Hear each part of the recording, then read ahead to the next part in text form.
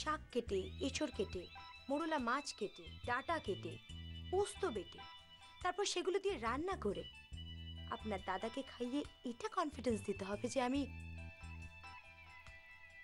মুকুজ্জে বাড়ির ভালো বউ হতে পারি। গুটি গুটি বউ, পরনে ঢাকাই শাড়ি আর সিঁথিতে সিঁদুর।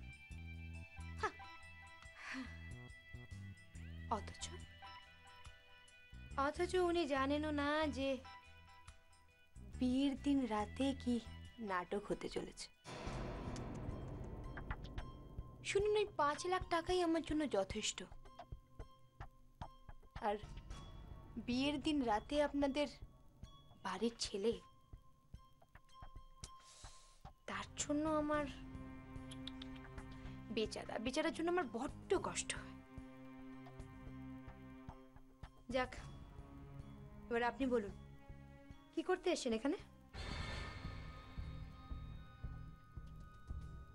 তোমায় সব করতে হবে। মানে?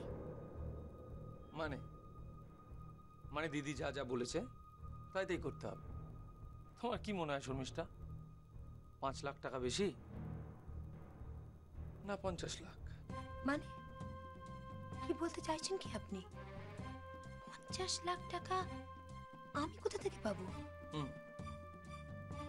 দেখো, সঞ্জুর সাথে যদি সত্যি সত্যি তোমার বিয়ে হয়, সঞ্জু দেখতে শুনতে ভালো ঘরের ছেলে, এত ভেবো না শর্মিষ্ঠা। বিয়েটা তুমি করেই নাও। বিয়ের পর তুমি আমার হাতের পুতুল হয়ে যাবে। দাদা ওর সমস্ত প্রপার্টি তোমার নামে লিখে দেবে। তোমার চোখের সামনে এখন 50 লাখ টাকার হাত চাই। তবে হ্যাঁ, বিষয়টা যেন কেউ জানতে না পারে।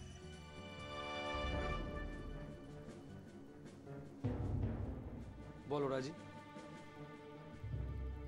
ভাবো, তুমি ঠান্ডা মাথায় ভাবো যে তুমি 5 লাখ টাকা নিয়ে বিয়ে নাটক করবে, না সত্যি সত্যি বিয়েটা করবে। 50 লাখ টাকার গেম। রাজি?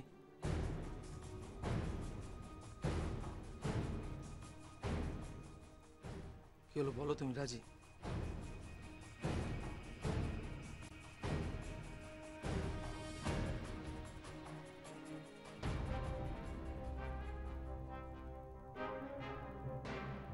রাজি।